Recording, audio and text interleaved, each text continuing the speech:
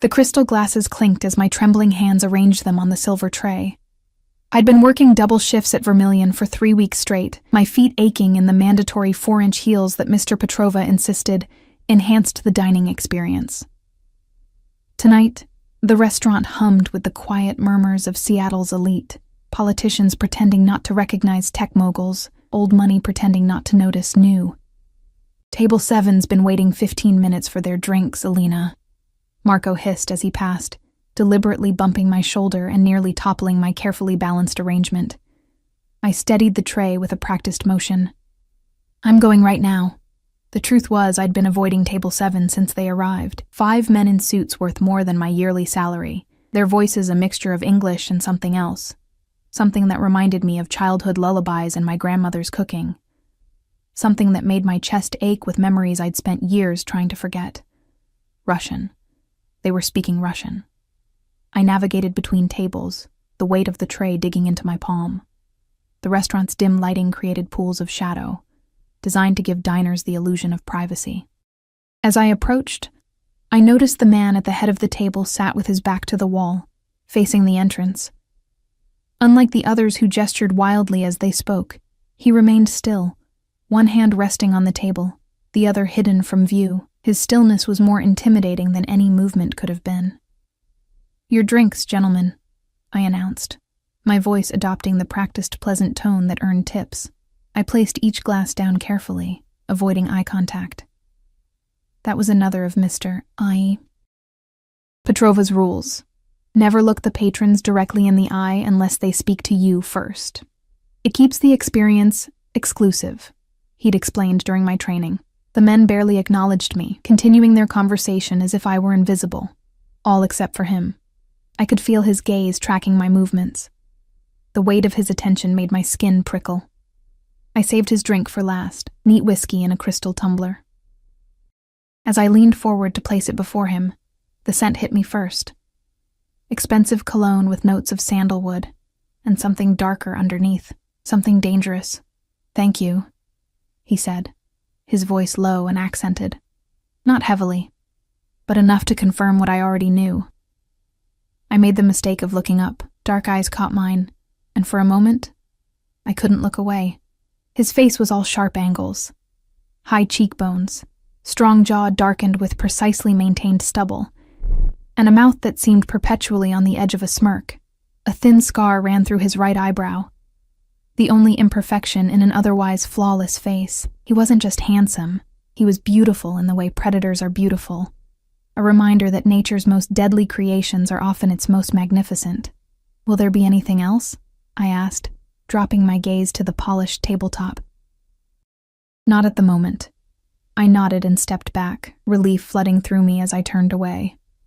That's when I heard it. One of the men leaning over to whisper something that made the others laugh. I caught fragments. "The help these days," and "wouldn't mind seeing what's under that uniform." My cheeks burned. It wasn't the first crude comment I'd overheard, and it certainly wouldn't be the last in this line of work. But something about hearing it in Russian, the language that once meant safety and home to me, made it cut deeper. "Idi ka chertu, mudak," I muttered under my breath. "Go to hell, asshole." I'd taken 3 steps when a hand closed around my wrist, not roughly, but with enough force to stop me in my tracks. I froze, heart hammering against my ribs as the man from the head of the table stepped into my space, close enough that I could feel the heat radiating from his body. "Say that again," he said softly, his accent thickening. The restaurant seemed to fade around us. I couldn't breathe, couldn't think. His grip wasn't painful, but the implications of his strength were clear in the controlled pressure of his fingers. I don't know what you mean," I stammered. His eyes never left mine, dark and unreadable. "You know exactly what I mean, Malishka." "Little one." The endearment sounded like a threat. One of the men at the table called out something in rapid Russian. Without looking away from me, he responded with a single sharp word that silenced the table immediately. "What's your name?" he asked.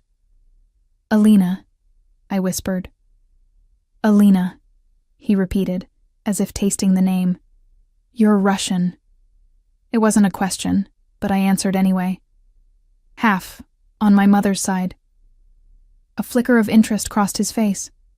Where in Russia? St. Petersburg. But I was born here. I haven't been back since I was a child. I was babbling, words spilling out under the weight of his scrutiny. Yet you curse like a native. The corner of his mouth lifted slightly. I swallowed hard. I should get back to work.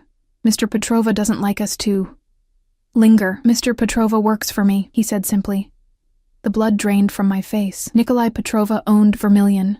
At least, that's what everyone believed. But the way this man spoke... I don't understand, I said, though I was beginning to. He released my wrist, but I remained rooted to the spot as he reached into his jacket. I flinched instinctively, a reaction that made his eyes narrow. But he only withdrew a business card, holding it between two fingers. Mikhail Volkov, he said, offering the card. I stared at it without taking it. The name was embossed in simple black letters, with only a phone number beneath it. No title, no company name. Take it, he said, his tone making it clear it wasn't a request. My fingers trembled as I accepted the card. What am I supposed to do with this? Call me when your shift ends. He turned back toward his table, then paused. And Alina? Don't make me come looking for you. I stood there, clutching his card, as he returned to his associates. They regarded me with new interest, their expressions ranging from amusement to suspicion. I tucked the card into my pocket and hurried back to the kitchen, my mind racing. Marco intercepted me at the swinging doors. What the hell was that about? Nothing, I said automatically. Nothing? That was Mikhail fucking Volkov you were talking to. I stared at him. You know him? Marco looked at me like I'd grown a second head. Everyone knows him. Well, everyone who matters. He owns half the waterfront and probably half the people who regulate it. I thought Mr. Petrova owned this restaurant, Marco snorted. Petrova's just a name on paperwork. Volkov owns everything that matters in this part of town. He leaned closer. They say he's connected, like old country connected, if you know what I mean. I did. The Russian Mafia wasn't just something from movies. My grandmother had told me enough stories about the Vori Visa cone to recognize the signs, the stillness, the way the others deferred to him, the carefully maintained distance between himself and the entrance. What did he want with you? Marco pressed. I touched the pocket where the card lay heavy as a stone. I don't know. Well, whatever it is, don't keep him waiting. Last waitress who spilled a drink on one of his guys disappeared the next day. Just saying.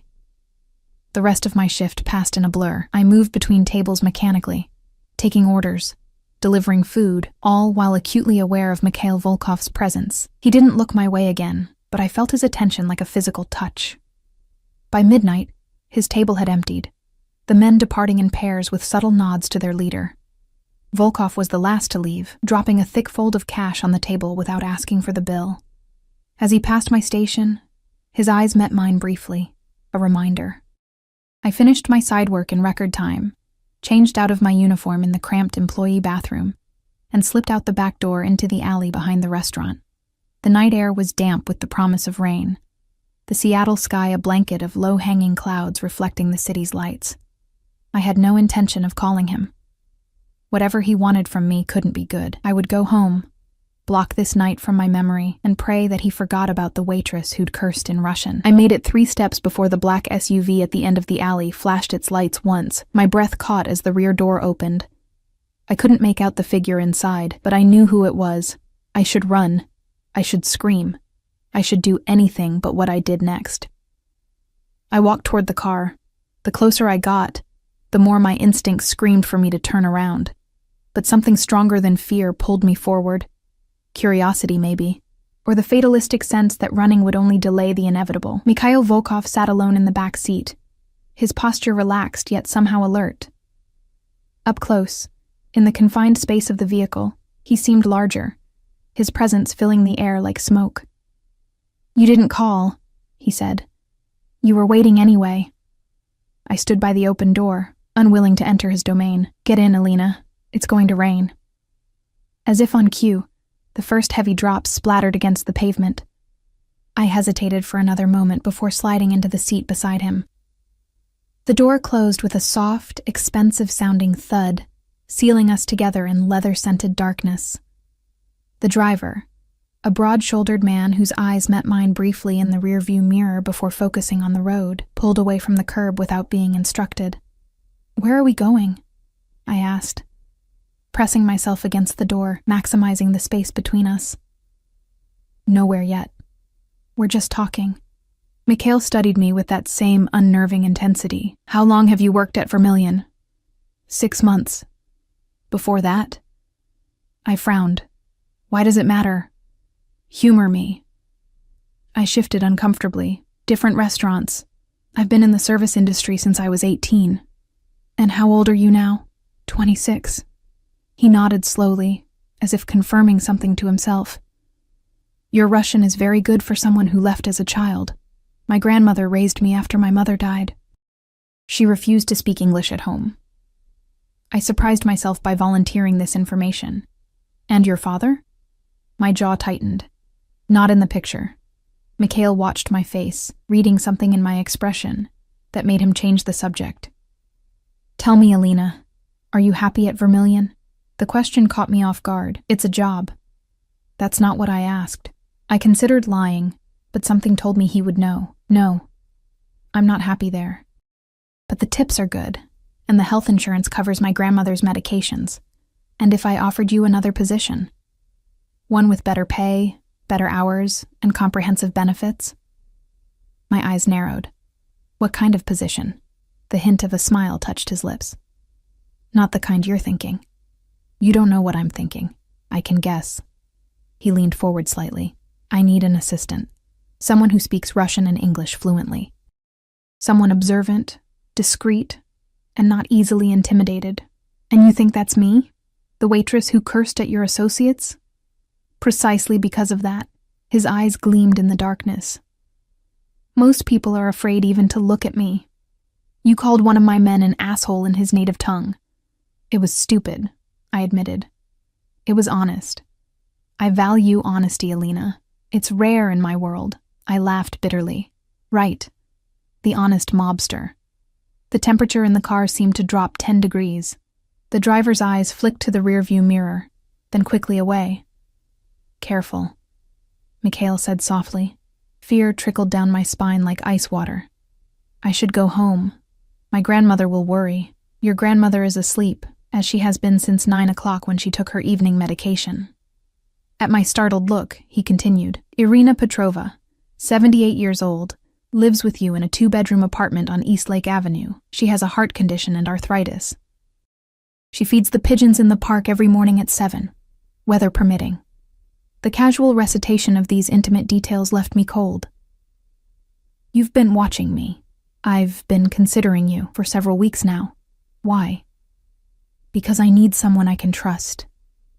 He reached into his jacket and withdrew an envelope, offering it to me. "Your first month's salary in advance, along with detailed information about the position. Think about it overnight. I'll send a car for your answer tomorrow at noon." I didn't take the envelope, and if my answer is no, his expression remained unchanged, but something flickered in his eyes, something that might have been disappointment.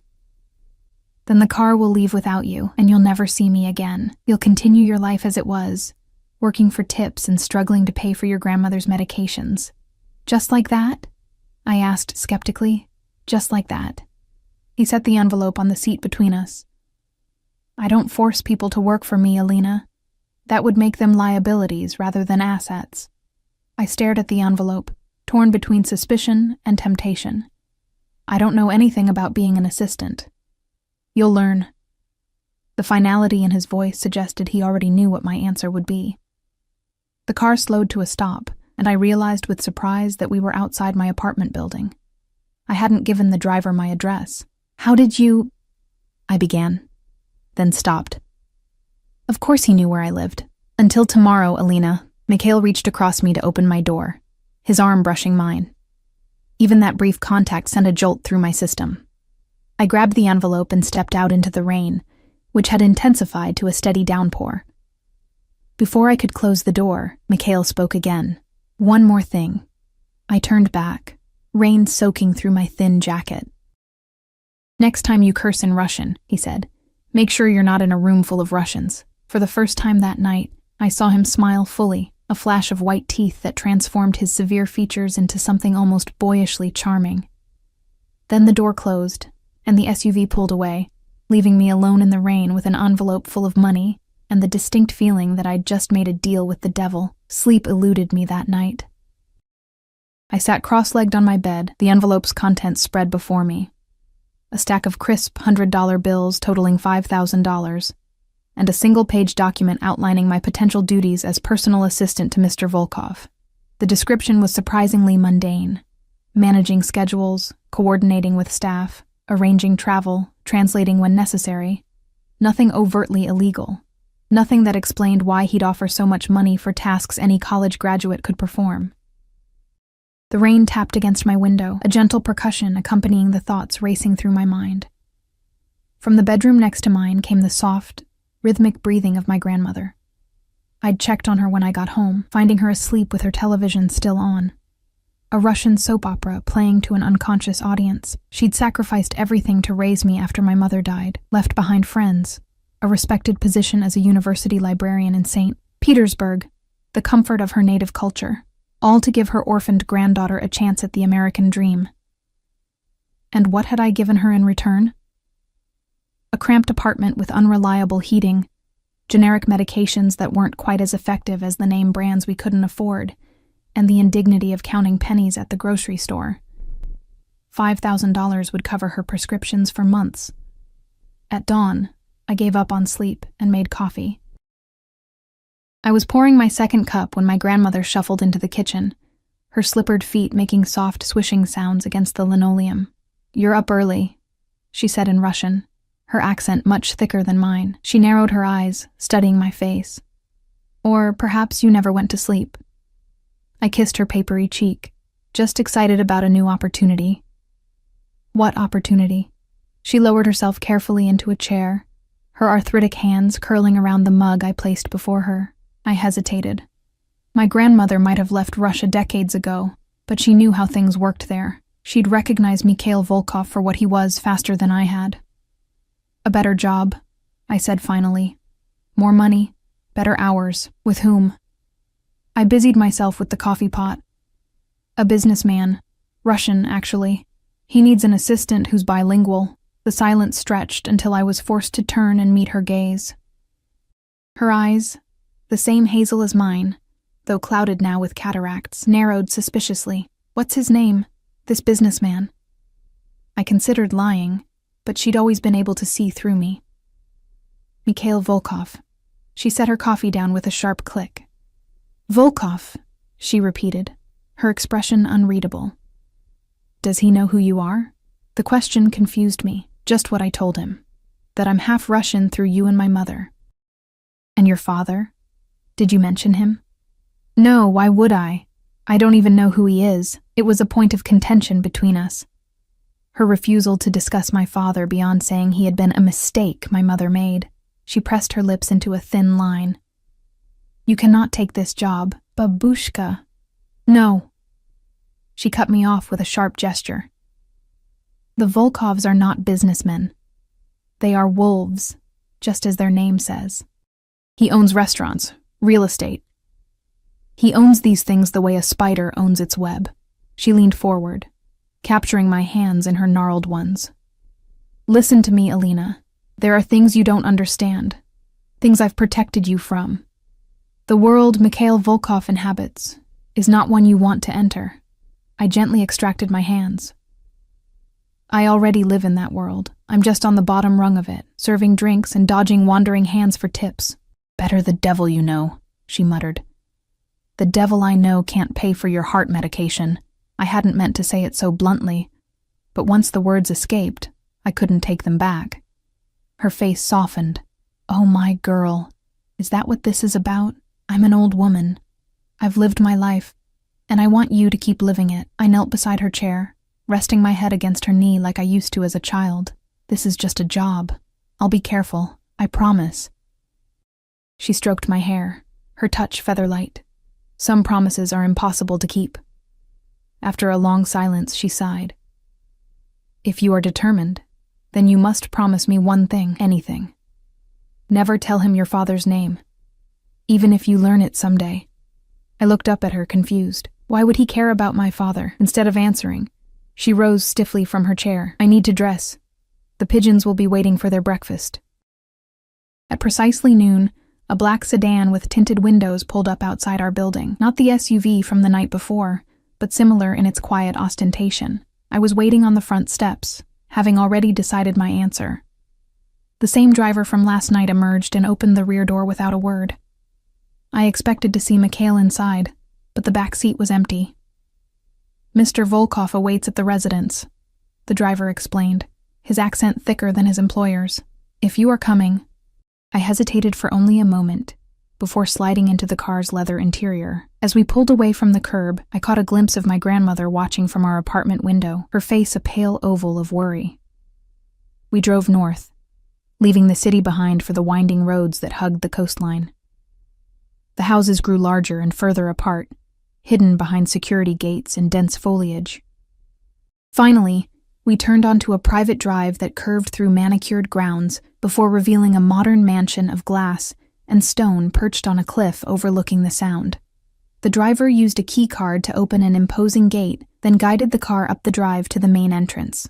Before we'd even come to a complete stop, the front door opened, and a middle-aged woman in a tailored gray suit stepped out. Ms. Petrova, she greeted me as the driver opened my door. Her accent was American, her smile professional without being warm. I'm Helen Morrison, Mr. Volkov's house manager. He's asked me to give you a tour and go over some preliminary details before your meeting. I followed her into an entrance hall with soaring ceilings and walls of glass that showcased the dramatic seascape beyond. The interior was minimally furnished with pieces that looked both expensive and uncomfortable. Nothing seemed lived in or personal, more like a high-end hotel than a home. Mr. Volkov divides his time between several properties, Helen explained, as she led me through the main floor. This is his primary residence in Washington, though he travels frequently. Should you accept the position, you'll be expected to accompany him on these trips. Travel wasn't mentioned in the outline, I said. Helen arched a perfectly shaped eyebrow. The document you received was preliminary.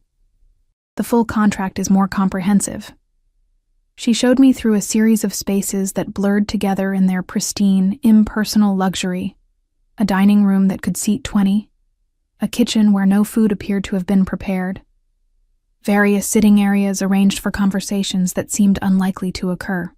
And this would be your office, Helen said, opening a door to reveal a sun-filled room with views of the water. Unlike the rest of the house, this space felt designed for actual work, with a large desk, ergonomic chair, and shelves lined with reference books and folders. It's beautiful, I admitted. Yes, Mr. Volkov believes in providing optimal conditions for his staff. She gestured to a door at the far end of the room. Through there is a small apartment. Bedroom, bathroom, kitchenette, for nights when work runs late or weather makes travel difficult. The implication was clear. This job would consume more than standard business hours. What happened to his previous assistant? I asked. Helen's expression remained neutral. He was promoted to oversee Mr. Volkov's interests in Chicago. Before I could ask more questions, a discreet chime sounded. Helen checked her watch. Mr. Volkov is ready to see you. This way, please. She led me to a different wing of the house, stopping before a set of double doors. After a soft knock, she opened them and gestured me inside, closing the door behind me without entering herself. The room was a study, its walls lined with bookshelves interspersed with what appeared to be original artwork. A massive desk occupied one end, positioned so that anyone seated behind it would have their back to a wall while facing both the door and the floor-to-ceiling windows overlooking the Sound. Mikhail Volkov stood by those windows, his back to me, hands clasped behind him as he gazed out at the water. He wore charcoal trousers and a white shirt with the sleeves rolled to his elbows, revealing corded forearms dusted with dark hair. The casual attire did nothing to diminish the aura of authority that surrounded him. The view never fails to clear my mind, he said without turning. Water has memory. It's seen everything, been everywhere. Makes our problems seem small by comparison. I remained near the door, uncertain whether to approach. Is that why you live here? For perspective? He turned then, his mouth curving slightly. I live here because it's defensible. One road in, steep cliffs on 3 sides, water access if necessary. He gestured toward a chair positioned before his desk. "Sit, please." I moved forward and took the offered seat, noticing as I did that he wore a shoulder holster with what was unmistakably a handgun. He saw me looking and made no attempt to hide it. "Does my carrying a weapon bother you?" he asked as he took his own seat behind the desk. "Should it?" Most people would find it concerning. Most people haven't had a drunk customer pull a knife because they were cut off at the bar. I met his gaze steadily. "I grew up in the real world, Mr. Volkov. People have weapons." He studied me for a moment longer before nodding, apparently satisfied. "You've decided to accept my offer." It wasn't a question, but I answered anyway. "Yes." "Good." He opened a drawer and removed a thick folder, sliding it across the desk to me. "Your contract. Take time to review it. If you have questions or concerns, now is the time to raise them." I flipped through the document: salary and benefits, confidentiality clauses, detailed job responsibilities.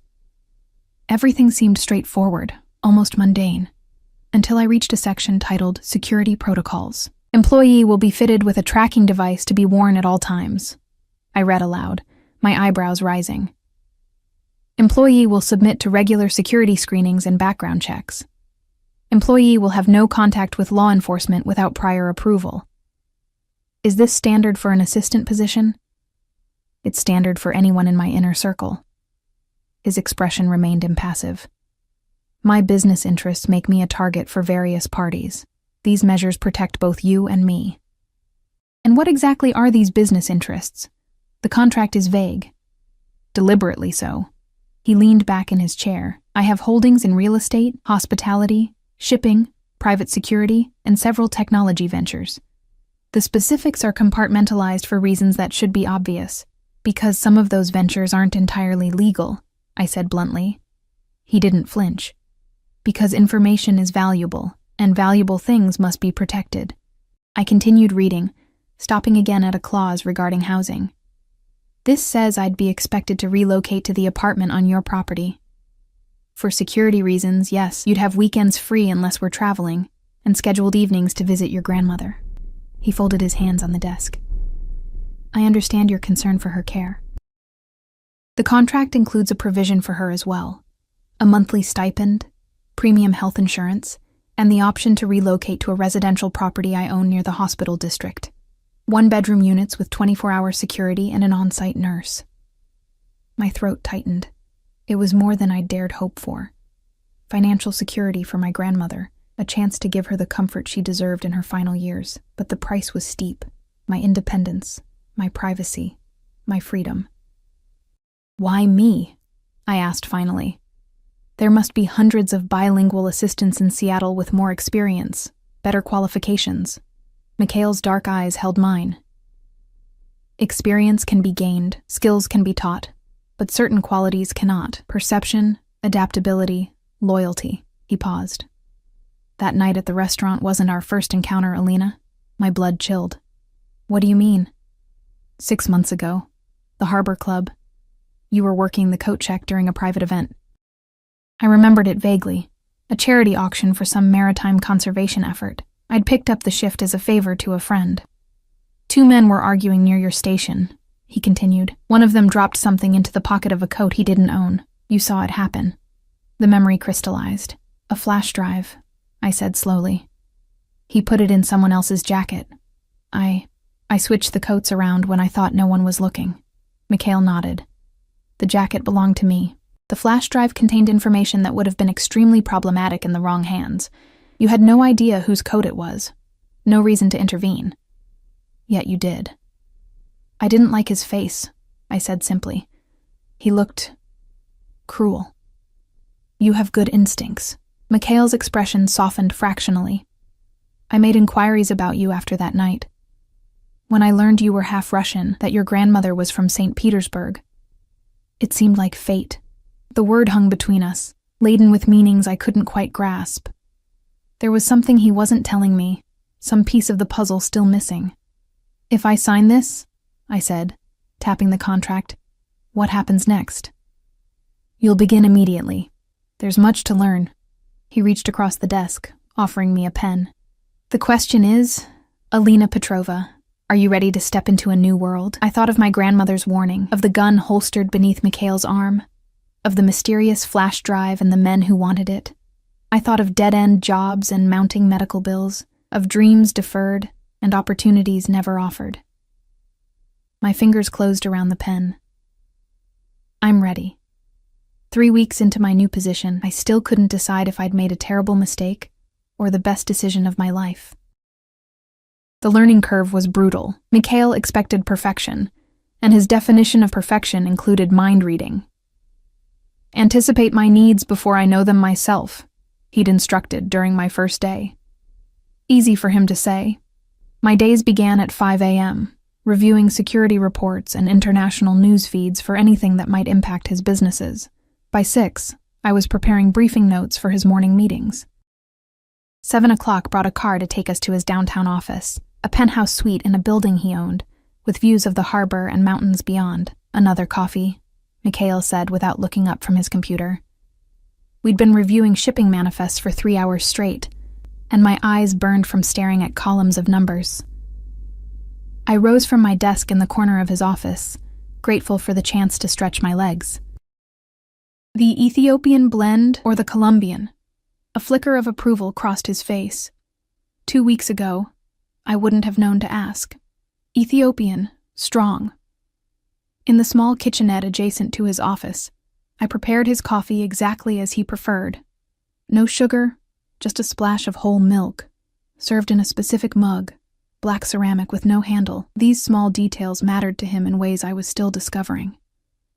When I returned, he'd moved to stand by the windows, phone pressed to his ear. His conversation was in Russian, his tone clipped and cold. I set the coffee on the side table and started to withdraw, but he gestured for me to stay. "Da, я понимаю," he said into the phone. "Yes, I understand." "No, это неприемлемо." "No, that's not acceptable." He switched to English. "Tell Orlov if the shipment isn't cleared by morning, I'll consider our arrangement terminated. Permanently." The threat was delivered with such casual indifference that it took me a moment to register its weight. Terminated. Permanently. The words hung in the air after he ended the call. Mikhail sipped his coffee, his gaze fixed on the harbor below. "You understand what's happening there, don't you?" I hesitated. "One of your shipments is being held up." "By whom?" "Customs, I'd assume, or someone who can influence customs." He turned to face me, his expression unreadable. "And what do you think is in these containers that someone might want to delay?" It felt like a test. Everything with Mikhail was a test. Something valuable, or something illegal, or both. He set down his cup. "You've been with me for nearly a month now. You've seen how I operate, who I meet with, the precautions I take. What conclusion have you drawn about my business, Alina?" My mouth went dry. "You're careful about what you put in writing.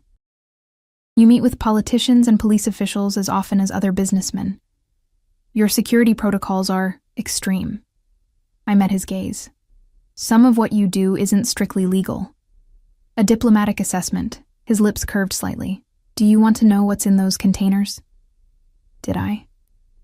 Knowledge was protection, but it was also liability. Still, I nodded. "Art." Specifically, 3 Fabergé eggs and a collection of imperial jewelry that disappeared from the Hermitage during the chaos after the Soviet collapse.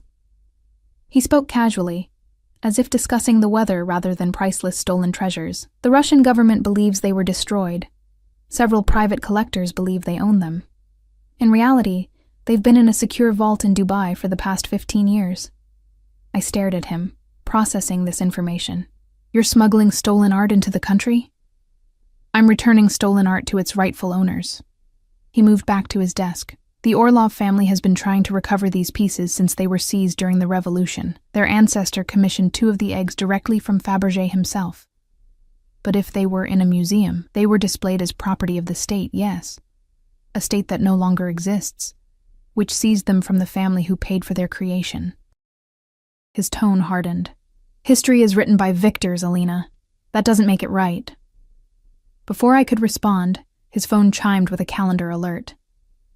"The mayor's office," I said automatically. Lunch at Canlis. He nodded. Have the car brought around. And call Helen. Tell her we'll need the blue suite prepared for guests tonight. As I made the necessary arrangements, I couldn't stop thinking about those Fabergé eggs, smuggled across international borders through Mikhail's network. If he was caught, it would mean prison. And I was now complicit. The restaurant was one of Seattle's finest, perched on a hillside with panoramic views of Lake Union. I'd only ever seen it from the outside, the kind of place where a month of my old salary might cover appetizers for two.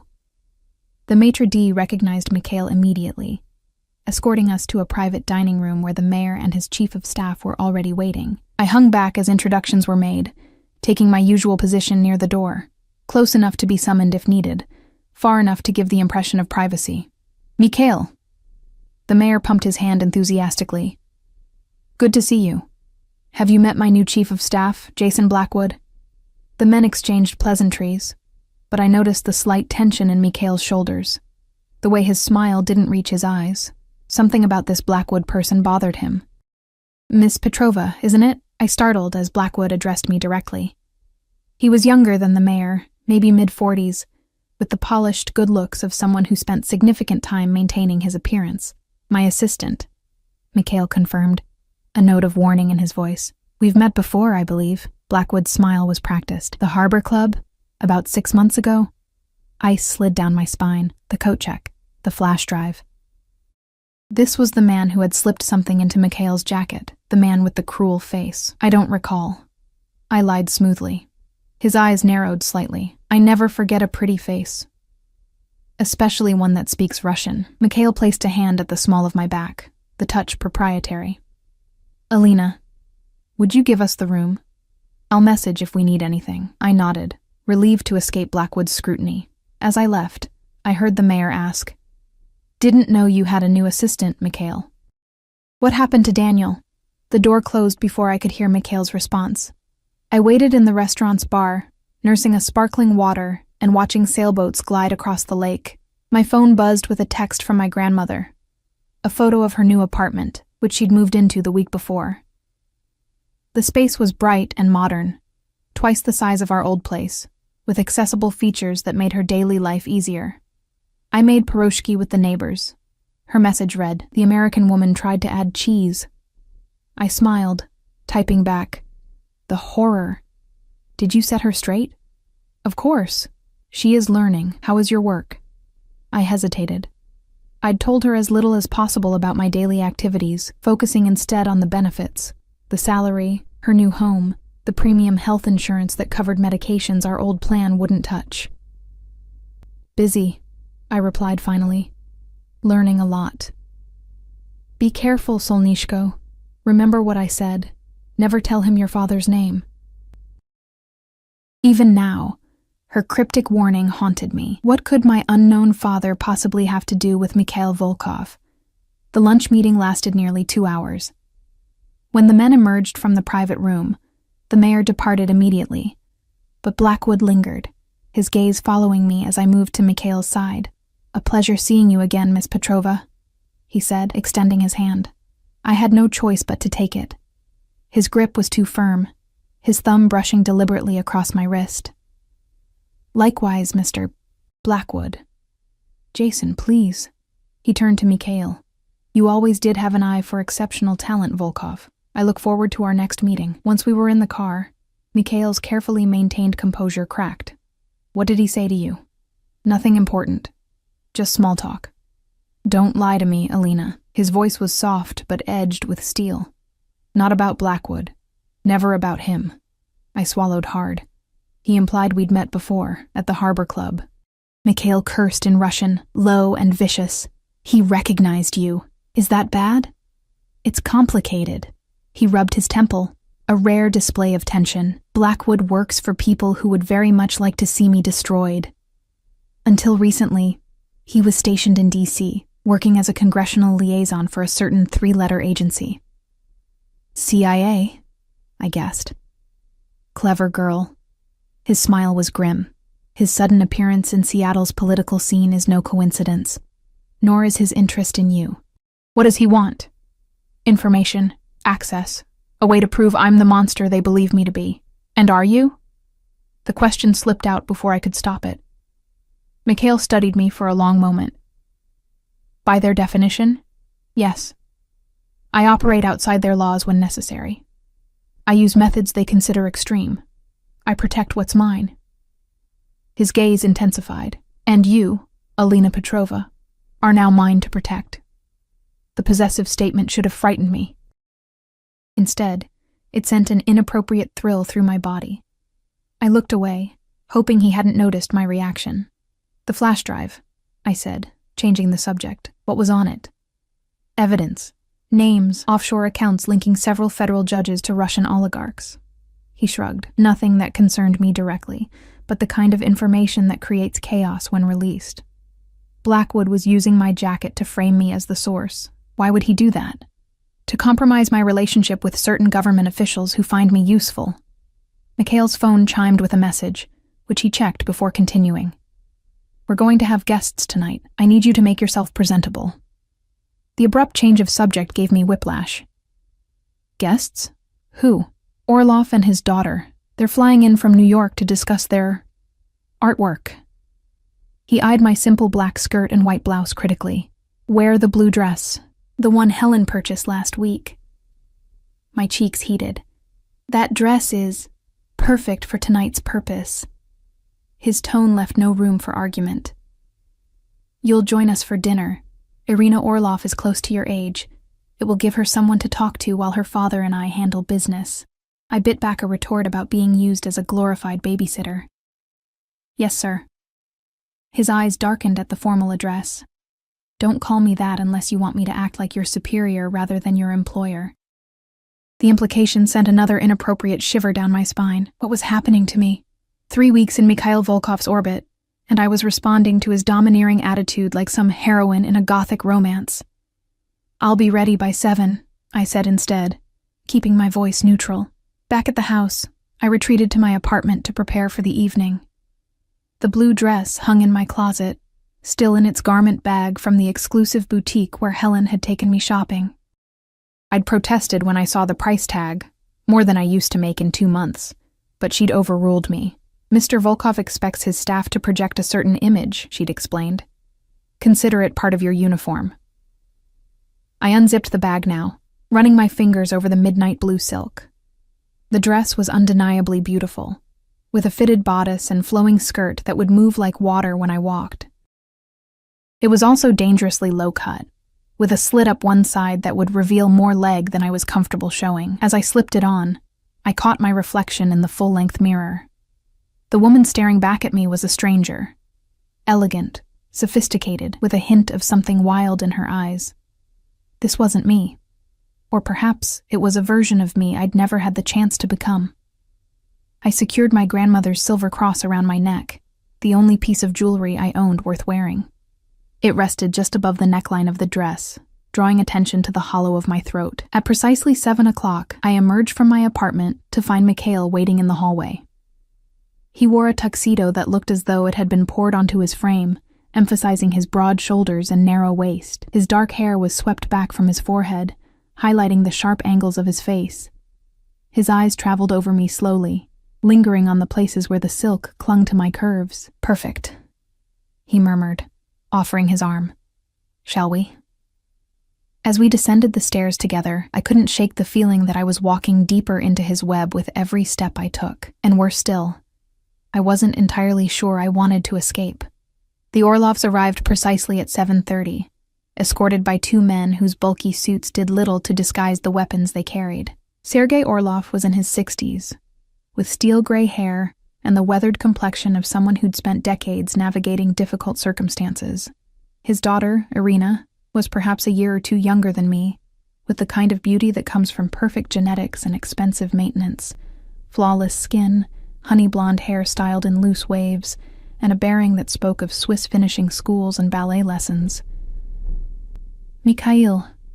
Sergei embraced him with genuine warmth. Too long, my friend. Too long.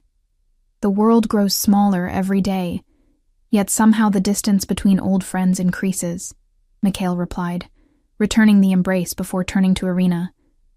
You look more like your mother every time I see you. She offered her cheek for a kiss. You say that every time, Misha. The familiar diminutive caught me by surprise. One day I'll be wrinkled and gray, and you'll still be comparing me to her wedding portrait. Mikhail laughed, a genuine sound I'd rarely heard from him. Because it will still be true. He gestured toward me. May I introduce my assistant, Alina Petrova. Both Orlovs registered interest at my surname. Petrova? Sergei repeated. From where in Russia? My grandmother is from St. Petersburg, I explained. I was born here, though. St. Petersburg, he echoed, studying my face with new intensity. The old city holds many secrets, yes? Many ghosts. Before I could respond, Mikhail smoothly redirected the conversation. Shall we move to the dining room? Helen has prepared something special. Dinner was a lavish affair, course after course of exquisite food paired with wines from Mikhail's cellar. The conversation flowed easily between Russian and English, with frequent references to people and places I didn't recognize. I remained mostly silent, observing the dynamics between the three of them. There was history here, deeper than business associates, more complex than friendship. So, Alina, Irina said during a lull, how did you come to work for Mikhail? He's notoriously selective about his inner circle. I felt Mikhail's gaze on me, monitoring my response. We met at a restaurant where I was working. He was impressed with my Russian. Just like that? She smiled, but her eyes remained calculating. How fortunate for you. I believe in recognizing talent when I see it, Mikhail interjected, his hand coming to rest briefly on mine. Alina has proven herself invaluable. The proprietary gesture wasn't lost on either of our guests. Sergei's eyebrows rose slightly, while Irina's expression cooled. I'm sure she has, Irina murmured, taking a deliberate sip of wine. After dinner, Mikhail led Sergei to his study, leaving me to entertain Irina in the glass-walled sitting room overlooking the Sound. Night had fallen, transforming the windows into dark mirrors that reflected our silhouettes against the backdrop of strategically placed lighting. It's a beautiful home, I offered, when the silence between us grew uncomfortable. Irina trailed her fingers along the back of a white leather sofa, one of many. Mikhail collects properties like some men collect watches or cars. Though he has those too, of course. She turned to face me directly. How long have you been sleeping with him? The blunt question caught me off guard. We're not. No? She looked genuinely surprised. The way he touches you, watches you? I assumed. She shrugged elegantly.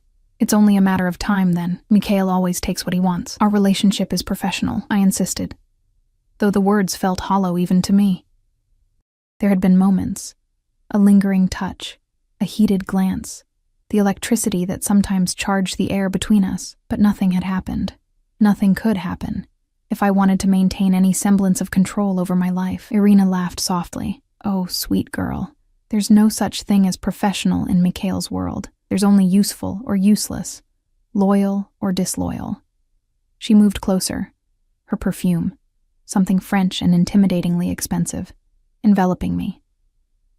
My father and Mikhail have been associates for 3 decades. I've known him since I was a child. He was my first crush, my adolescent fantasy. The admission stirred something uncomfortable in my chest. I don't see how that's relevant to me, because I understand the pull he has. Her voice dropped confidentially. The power, the danger, the absolute certainty he projects. It's intoxicating. She studied my face. You feel it too. I can see it in your eyes. I stepped back, creating distance between us. You're mistaken. I don't think I am. She smiled, the expression not reaching her eyes. Just be careful. Mikhail doesn't love, he possesses. And he discards what no longer serves his purpose. Before I could respond, the door opened, and both men returned. I immediately noticed the shift in atmosphere. Sergei looked satisfied, while Mikhail's expression was carefully neutral, the mask he wore during complex negotiations. It's settled then, Sergei announced. The exchange will happen tomorrow night. Your men will handle the customs officials? Mikhail nodded once. Everything is arranged. The collection will be in your hands by midnight. Excellent. Sergei clapped his hands together. Now, I believe you promised to show me that repin you acquired? The one from the Moscow auction? Of course. This way. As the men departed again, Irina sighed dramatically. Art. Their eternal excuse for plotting. Though I suppose smuggling family heirlooms back from international thieves does have a certain romance to it. I kept my expression neutral, unwilling to confirm I knew about the Fabergé eggs. I wouldn't know. Of course you wouldn't. Her smile was pitying. Tell me, does Mikhail still keep a gun under his pillow, or has he graduated to a weapon safe by the bed? Heat rushed to my face. As I said, our relationship isn't— Yes, professional. She waved a dismissive hand. A pity. You're exactly his type, you know. Dark hair, light eyes, an air of vulnerability disguising unexpected strength. She studied me with renewed interest. There's something familiar about you, actually. Have we met before? I don't think so. I'd remember. Perhaps. She didn't sound convinced. What did you say your grandmother's name was? I didn't. The question triggered a warning bell in my mind, echoing my grandmother's caution. Before Irina could press further, Mikhail and Sergei returned. The rest of the evening passed in a blur of polite conversation and strategic omissions, until finally our guests departed with promises to reconnect the following night after their business was concluded. As the door closed behind them, Mikhail's carefully maintained facade dropped. His shoulders relaxed, and he loosened his tie with a sigh of relief. You did well, he said, surprising me with the rare compliment. Irina can be challenging. She seems to know you quite intimately, I replied, unable to keep a hint of something, surely not jealousy, from my voice. Mikhail's mouth curved in amusement. Irina has constructed a fantasy version of me since she was 16. The reality would disappoint her, and what is the reality? He considered me for a long moment. Come with me.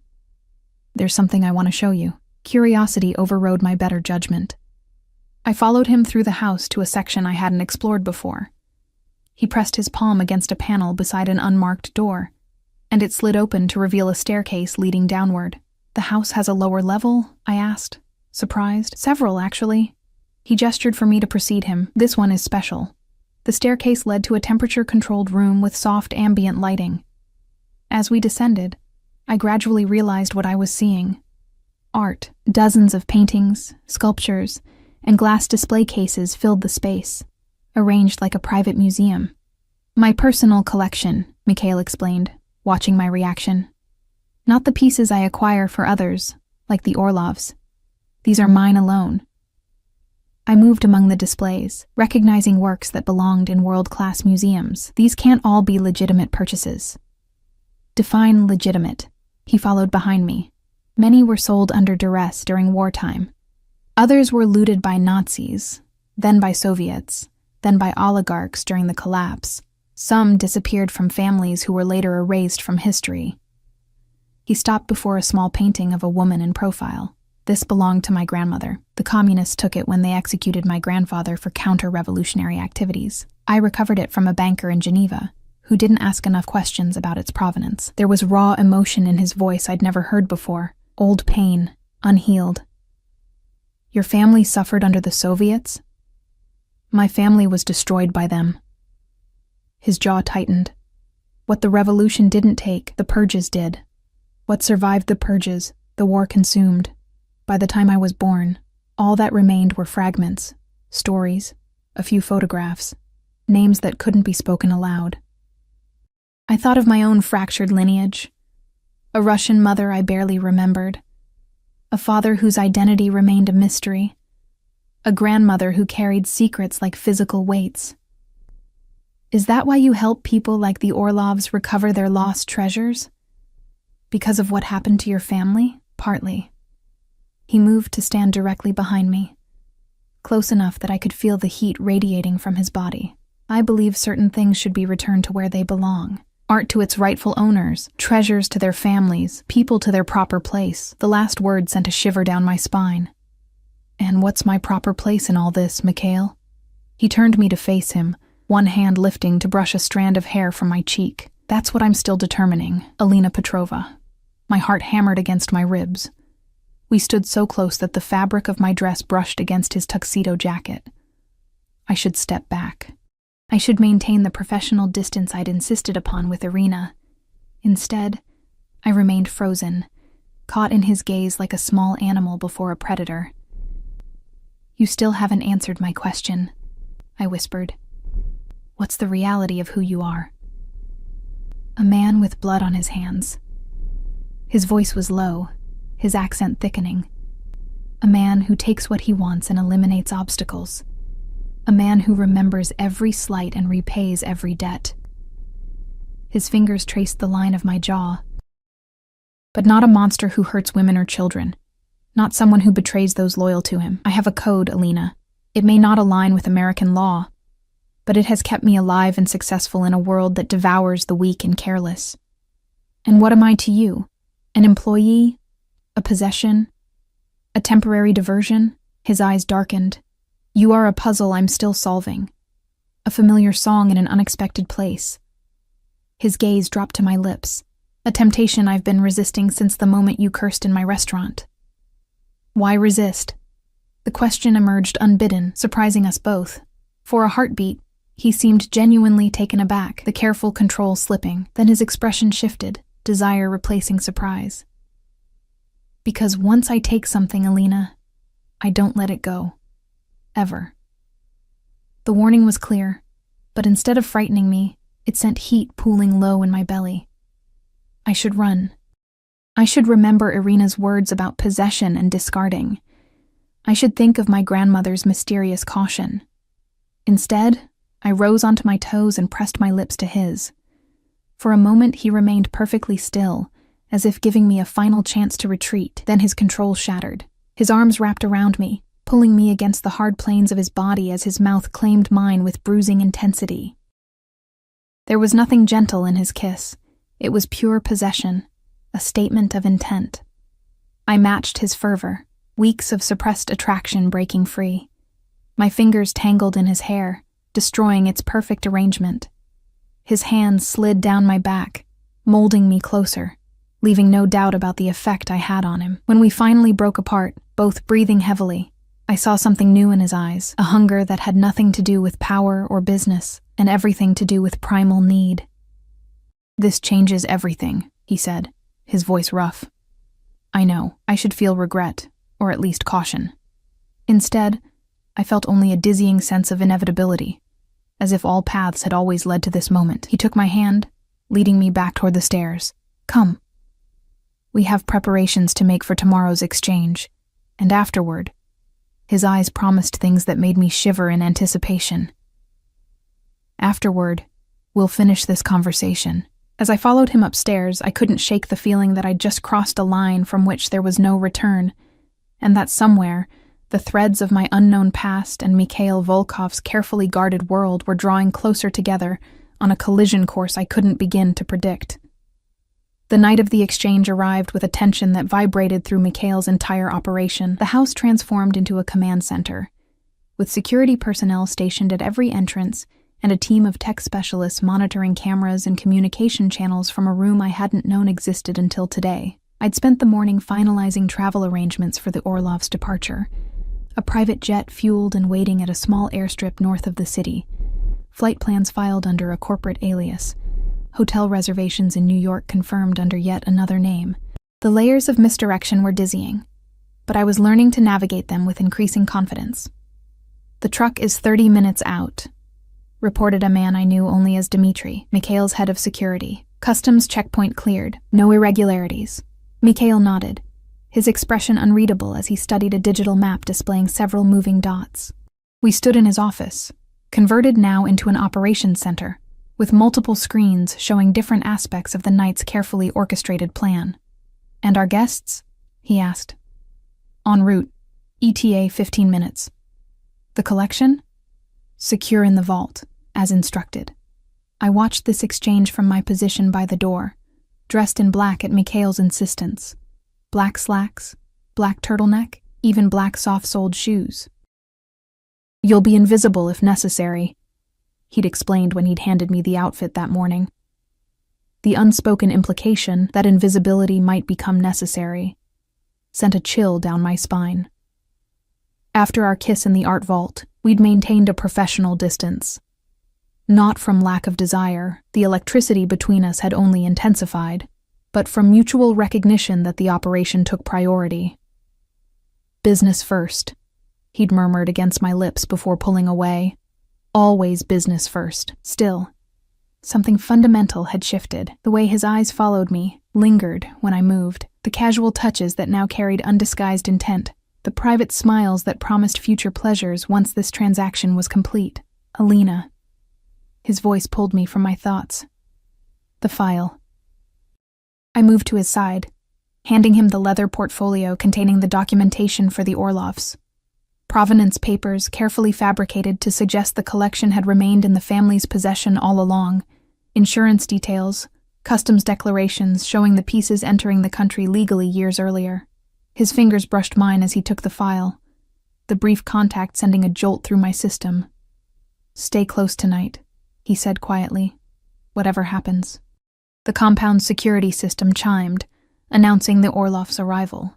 Minutes later, they entered the office, Sergei looking tense but determined, Irina trailing behind with barely concealed excitement. "Everything is proceeding as planned," Mikhail informed them, gesturing to the screens. "The shipment has cleared customs and will arrive shortly.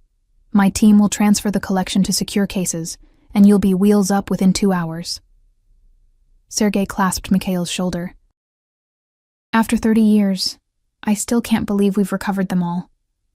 "Not all," Mikhail corrected. "The lilac egg remains missing, but 7 out of 8 is a victory worth celebrating. The lilac was my mother's favorite," Irina said softly. "She used to describe it to me before bed.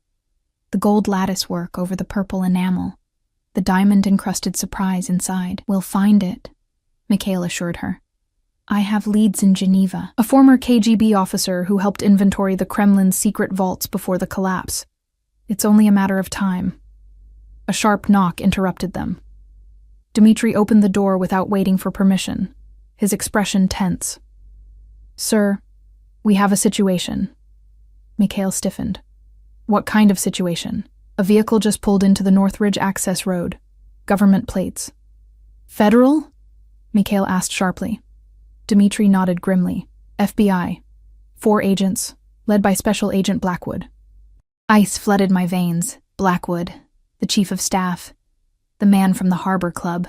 "Impossible," Sergei breathed. "How could they know?" "They don't." Mikhail's voice was deadly calm. "This is something else, something personal." His gaze cut to me, and I flinched at the sudden suspicion I saw there. "Get the Orlovs to the boat. Take the coastal route to the airstrip. Standard contingency protocol." Dmitri nodded, already moving to escort our guests from the room. Irina caught my eye as she passed, a mixture of pity and vindication in her expression. She'd warned me, after all. Mikhail discards what no longer serves his purpose. When the door closed, leaving us alone, Mikhail turned to me fully. "Tell me you didn't contact him." "What?" "No." The accusation stung like a physical blow. "Why would I?" "Because he recognized you from the Harbor Club. Because he's been watching you ever since, hoping you'd lead him to something he could use against me." Mikhail's eyes had gone cold, assessing me like a potential threat rather than a lover. And now, tonight of all nights, he appears at my gate with federal credentials. I haven't spoken to him. I haven't spoken to anyone about any of this. I moved toward him, desperate to convince him. "Mikhail, you have to believe me." He studied my face for long moments, before his expression softened marginally. "I want to." He reached out, cupping my cheek in his palm. "God help me, I want to." The house security system chimed again, a different tone this time, indicating someone at the main entrance. Mikhail dropped his hand, straightening his shoulders as he visibly shifted into a different persona. Gone was the passionate man who had kissed me senseless. In his place stood Mikhail Volkov, businessman and suspected criminal, cool and untouchable. "Follow my lead," he instructed. "Say nothing unless directly questioned, and then only the truth as it pertains to your employment here. You know nothing about art, shipments, or the Orlovs. You're simply my assistant, handling my schedule and correspondence." I nodded, trying to calm my racing heart. "And Alina?" He caught my gaze. "Remember where your loyalties lie." The words felt like both a plea and a threat. We descended to the main floor together, arriving in the entryway just as Helen showed 4 visitors into the foyer. 3 were obviously federal agents, with the stiff posture and watchful eyes that screamed law enforcement. But it was Blackwood who commanded the space, his smile venomous as he spotted me beside Mikhail. "Mr. Volkov," he greeted, extending his hand. "Special Agent Jason Blackwood, FBI. Thank you for seeing us without prior notice." Mikhail shook his hand with perfect politeness. "I always cooperate with law enforcement, Agent Blackwood, though I admit, I'm surprised to see the mayor's chief of staff carrying federal credentials." "Ah, yes. An unusual arrangement." Blackwood's smile never faltered. "My position with the mayor is, let's call it a temporary assignment. My primary allegiance remains with the Bureau. How convenient for everyone involved." Mikhail gestured toward the formal sitting room. "Please, make yourselves comfortable. May I offer refreshments?" "This isn't a social call, Mr. Volkov." Blackwood followed him into the room, the other agents spreading out strategically. One remained by the entrance, another positioned himself near the windows, while the third lingered near a hallway that led deeper into the house. I assumed not, given the hour. Mikhail sat in an armchair, the positioning allowing him to observe all four men at once. I remained standing behind him, conscious of Blackwood's gaze returning to me repeatedly. "What can I help you with?" Blackwood settled on the sofa across from him. "We're investigating a smuggling operation. Specifically, the illegal importation of cultural artifacts stolen from Russian museums during the Soviet collapse." My stomach clenched, but Mikhail didn't so much as blink. "Fascinating. Art theft is a particular interest of mine, as you may know. I've lectured on the subject at the university." "Yes, I'm aware of your academic contributions." Blackwood's tone made the words an accusation. "I'm also aware that a shipment of particular interest is arriving in Seattle tonight, a shipment that's been carefully maneuvered through customs checkpoints using falsified documentation and, shall we say, persuasive incentives to certain officials." "That sounds like a complex operation." Mikhail's expression remained pleasant, interested but not concerned. "I'm afraid I can't help you with such matters. My business interests are thoroughly documented and transparent." "Are they?" Blackwood removed a folded document from his jacket. "This is a warrant authorizing us to search these premises for evidence related to our investigation. Specifically, documentation regarding art acquisitions, shipping manifests, and communications with known art traffickers." He set the paper on the coffee table between them. "We'll try to minimize disruption, but I suggest your staff cooperate fully." Mikhail picked up the warrant, scanning it with practiced ease. I held my breath, wondering if the stolen eggs were still in the house, if the Orlovs had managed to escape through the coastal exit. If I was about to watch this man I'd foolishly fallen for be led away in handcuffs. "This appears to be in order," Mikhail said finally, setting the document down. "You're welcome to search the premises, though I'm afraid you'll be disappointed. My collection is properly documented and legally acquired." He gestured to Helen, who had appeared silently in the doorway. "Please show Agent Blackwood and his colleagues whatever they wish to see." Blackwood's triumphant expression faltered slightly, replaced by suspicion. Mikhail's cooperation was clearly not what he'd expected. "Miss Petrova will accompany us," he said suddenly, "as a witness." My pulse jumped, but Mikhail merely nodded. "Of course. Alina, please assist Agent Blackwood however you can." His eyes met mine briefly, conveying a silent message I couldn't quite decipher. Trust, warning, farewell. For the next 2 hours, I followed the agents through the house as they methodically examined rooms, opened cabinets, and photographed anything that caught their interest. They paid particular attention to Mikhail's office, copying files from his computer and removing physical documents for examination.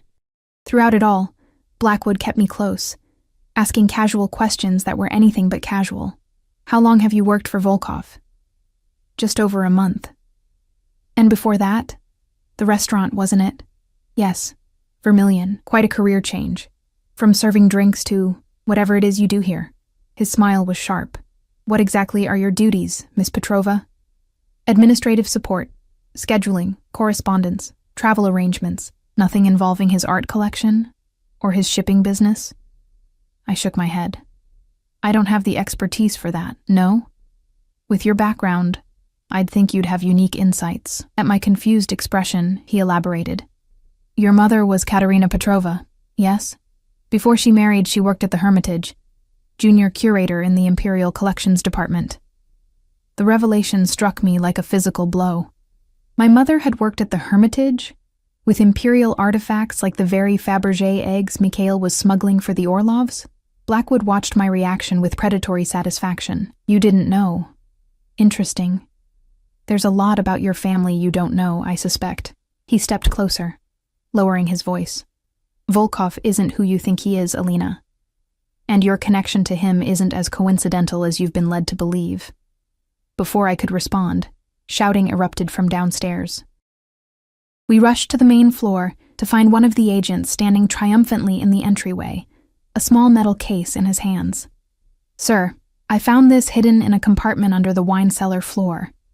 Blackwood took the case, opening it to reveal documents, old, yellowed papers with Cyrillic text and faded photographs. Not the eggs or jewelry I had feared, but something that caused his eyes to widen with genuine surprise.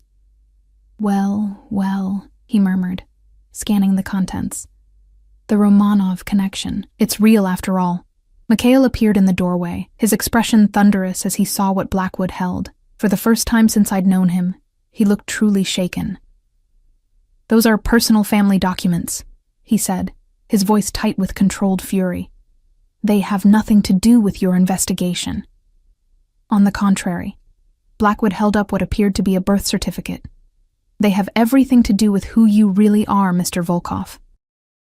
Or should I say, Your Imperial Highness. Mikhail's gaze darted to me, something like regret flickering in his eyes before his mask slammed back into place. You have no idea what you're dealing with, Blackwood. Oh, I think I do.